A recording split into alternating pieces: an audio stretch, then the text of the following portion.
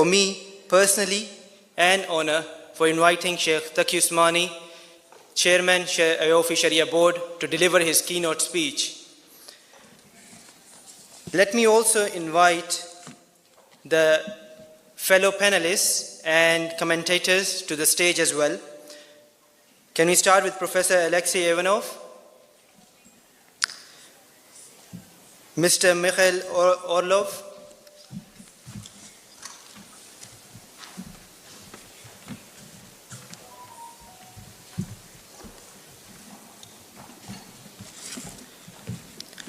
His Excellency Sheikh Nidam Yaqubi, Member of the Sharia Board, Mr. Yalan Bedolat, Director General Islamic Organization for Food Security, Kazakhstan, Dr. Imran Ashraf Usmani, Member Board of Jamia Darul Uloom, University Karachi,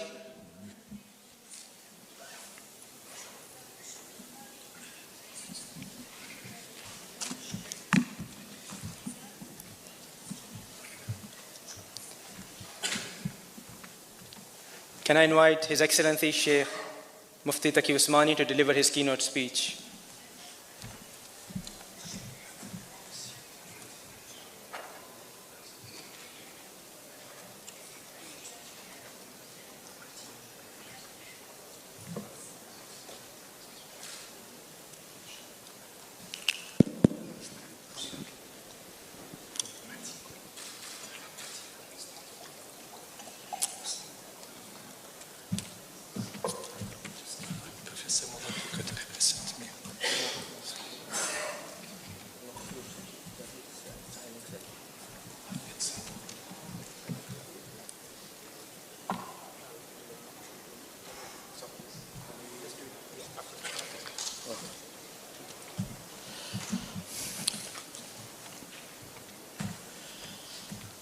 الحمد لله رب العالمين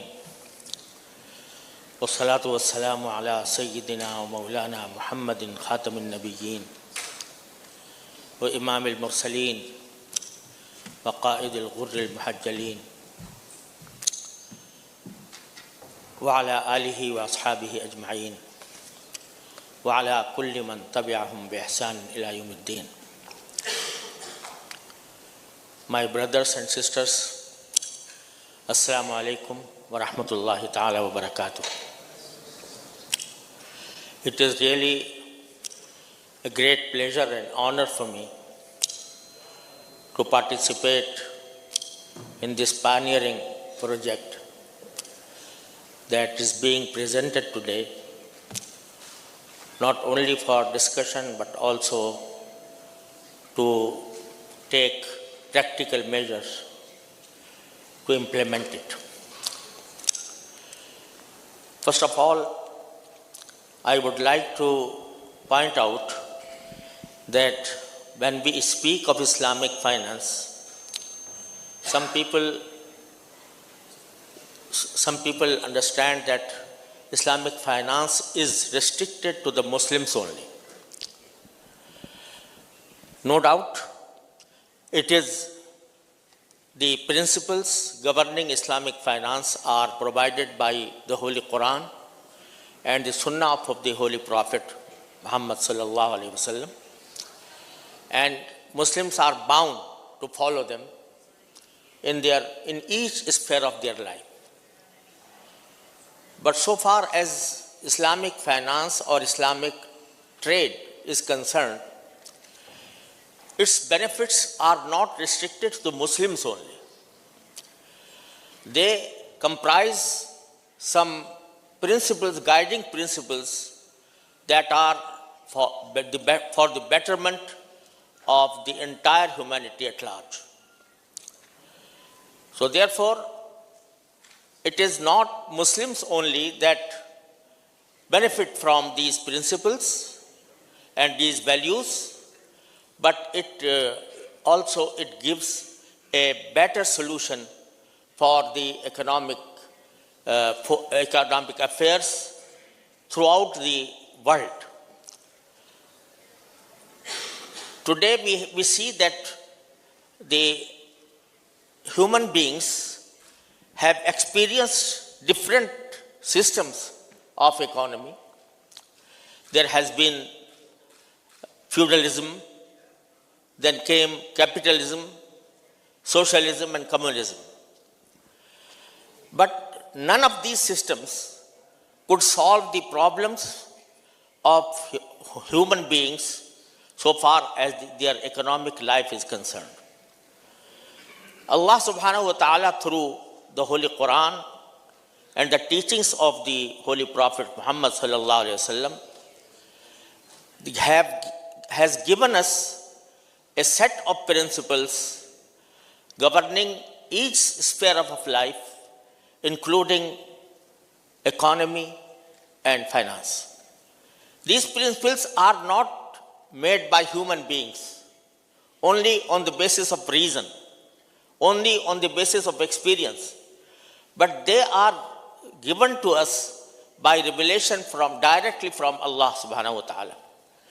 Therefore, they aim at the betterment of all humankind, all human beings in this globe.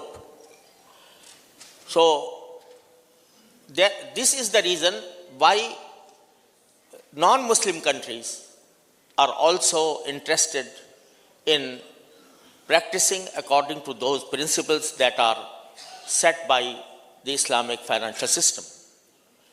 For that purpose, in the last year, I think, I was very kindly invited by this university that is for higher studies of law and economy. And when I was in Moscow, Brother LC and Brother Kirill, they have told me that they are thinking about a product or a project in which they want to use Islamic finance for the food security and for the purpose of exporting grains to the Muslim countries on the basis of Islamic modes of financing. I was very happy to see that they had developed this understanding and they have formed a forum in which this suggestion was discussed.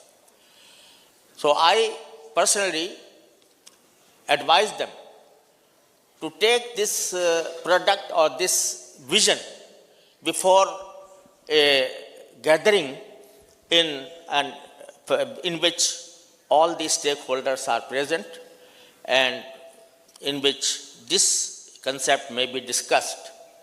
And I suggested that it should be given in a conference that is being held by AOFI. Alhamdulillah, it was my dream and it was, alhamdulillah, in practice today. Well, I'm happy for that. The basic concept behind this suggestion or behind this product or behind this vision is that food is the basic need of human beings. No person can deny it, be he Muslim or non-Muslim or from any nation. He needs food. But the trade of food in our economic system has been subjected to many manipulations. And when the traders of food, traders of grain, they come to the market, they act upon their own concepts of earning as much money as they want. And for that purpose, there is a chain of middlemen. There is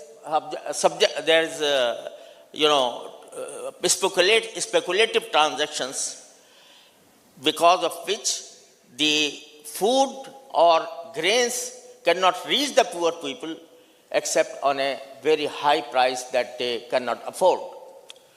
So, if we act upon the principles given to us by Rasulullah sallallahu alaihi wasallam and by the Holy Quran, then this gap may be filled and the need for food can be fulfilled through these transactions which are compliant with the the basic principles of Islamic finance.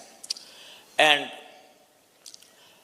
for example, Russia is the biggest exporter of wheat and biggest, I think, some of the big countries that produce grain.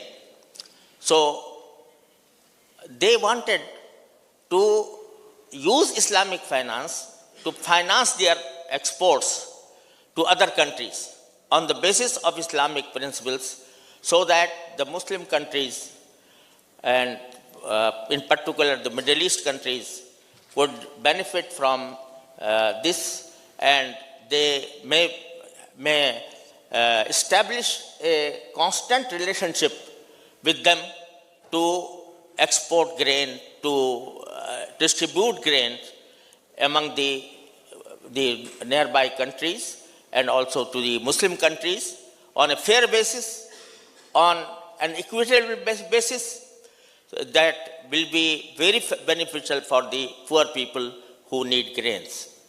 So this is the basic vision. And for that purpose, they have established a kind of relationship between themselves and between some stakeholders and between some companies, that is Swani company. So today we will discuss, inshallah, this unique product, and we will discuss how the pros and cons of the proposal that is before us, and to find out the solutions to the food security problem and for the ambitions of Russia to export grains to the countries, to the Muslim countries through Islamic finance.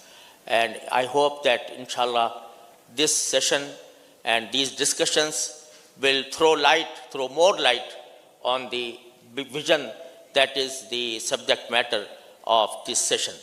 And I hope that all the participants will contribute to